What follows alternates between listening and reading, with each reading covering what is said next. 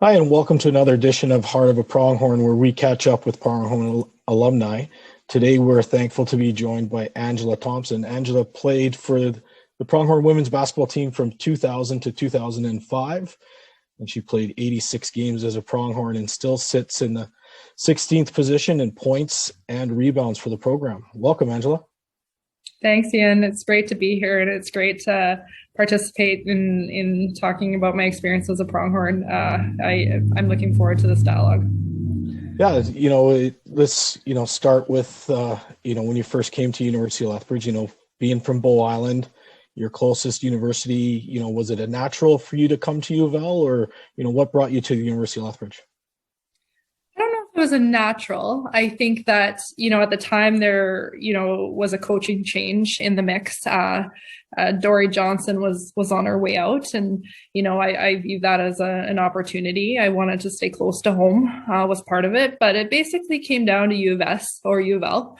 Lisa Tomatis was having a lot of great conversations with me and my family, but I wanted to stay close, and I think that was a very, very good decision. And doing a little bit of research going back to when you first came to university, obviously as a team, that first year was tough, but then you look at as that team progressed and how it went, talk about that process for you with, coming in as a freshman and not having a lot of team success, but then watching that program start growing again.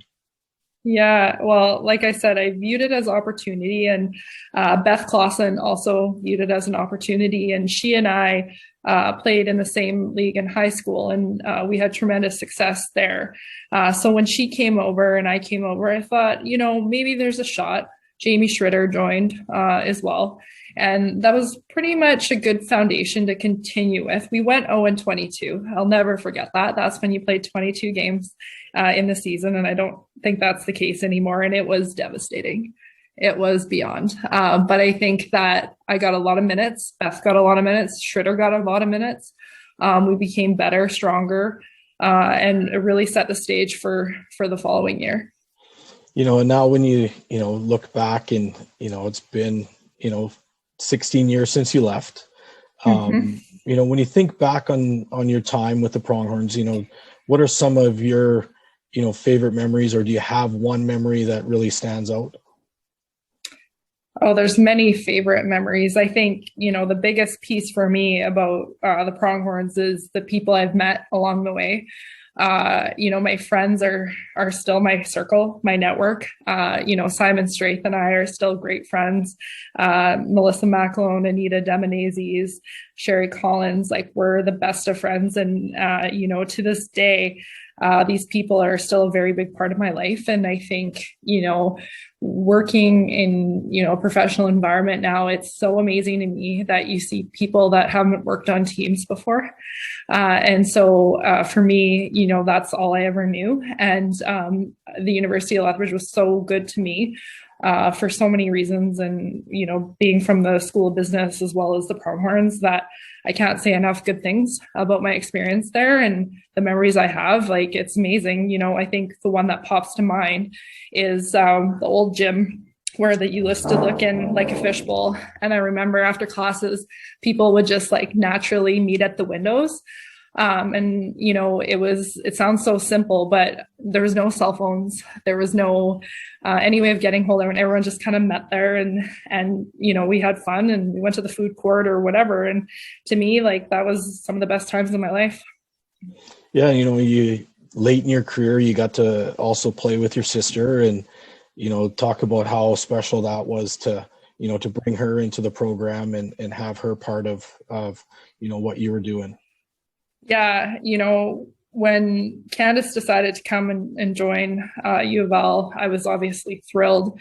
That's not a opportunity many family members get to play together. And, Candace playing with her was amazing. I think my mom felt very proud with that, as did I.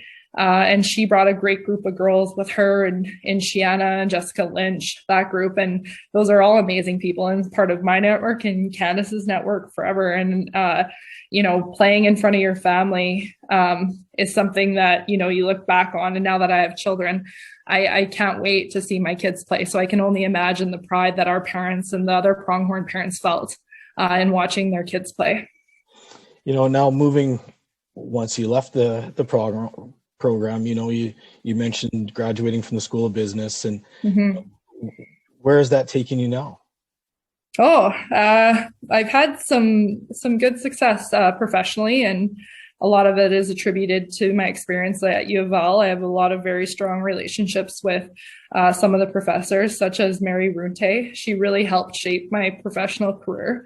So I have a ton of respect there. I actually go back and talk at the Dillon School of Business often about some of my professional experiences. And, I started my career in Calgary in 2005, and here we are in 2021. And I'm the Vice President of Project Services for Clearstream Energy Services, and it's going quite well. And you did get a pretty good accolade in the past year. Talk about the top 100 most powerful women list that you were named to.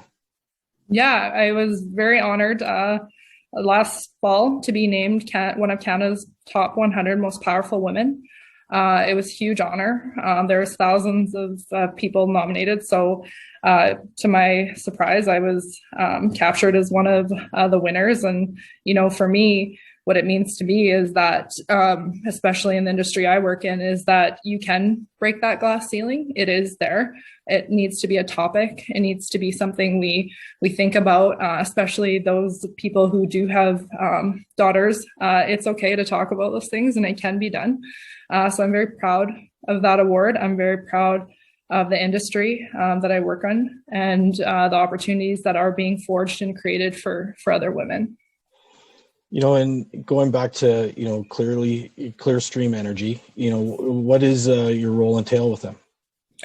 So I oversee around 500 people indirectly. I look after their supply chain business, which is about 150 million. I look after all of their project services needs, and then I have an operational profit and loss center as well. So I have a fairly diverse portfolio. I manage all the real estate as well. So we have a team that deals with all that. So my primary responsibilities are around negotiation. I spend most of my time negotiating various deals, contracts, and so forth, and then leading, obviously, a reasonably large team. Oh, that's awesome. Just kind of one final question, and you touched on it a little bit. Can you elaborate on, how your time with Pronghorn Athletics and the University of Lethbridge, helped shape you for the success that you've had so far? Yeah, for sure. Being an athlete, a student athlete, for me, you have an inherent discipline built within you. So it forces repetitiveness. It forces that focus that you don't naturally get as not being a student athlete. So, you get up in the morning, you go to the gym, you go to school, you go back to the gym, you go to practice, right? And that's every single day. And so that drive it creates within you is something that has carried me my entire career, is having that discipline to just go that extra mile, to take that extra step, right? And I wouldn't be where I am without my experience at University of Lethbridge. I have a tremendous amount of respect for the administration there and my experiences there. And, I'm very proud, and I speak about it often. I get asked to do some of these dialogues every once in a while. And that's what I start with, is I'm very proud to be a Pronghorn, and it doesn't necessarily come down to wins and losses for me. And any advice I can offer future generations is maintain your network, maintain your people around you, whether it's personally or professionally. It's really, really important that you have a vast network, a diverse network of people, because you never know at any point in life where you need that personal support. And a lot of people need that in this environment right now, is having those friendships and that commitment, I guess, that, you know, someone is checking in on you in these weird times. And even professionally, you know, people change jobs. Maybe you want to change in career. And if you can maintain those relationships is really, really important. And what the university has done for me has allowed me to have a very large network of people, and it reaches quite deep. And I'm very thankful for those opportunities. You know, I really want to thank you for joining us today. It was a pleasure to catch up with you and see the great things you're doing now. So thank you. Thank you. And thank you for joining us for another edition of Heart of a Pronghorn. Stay tuned for a new edition coming soon.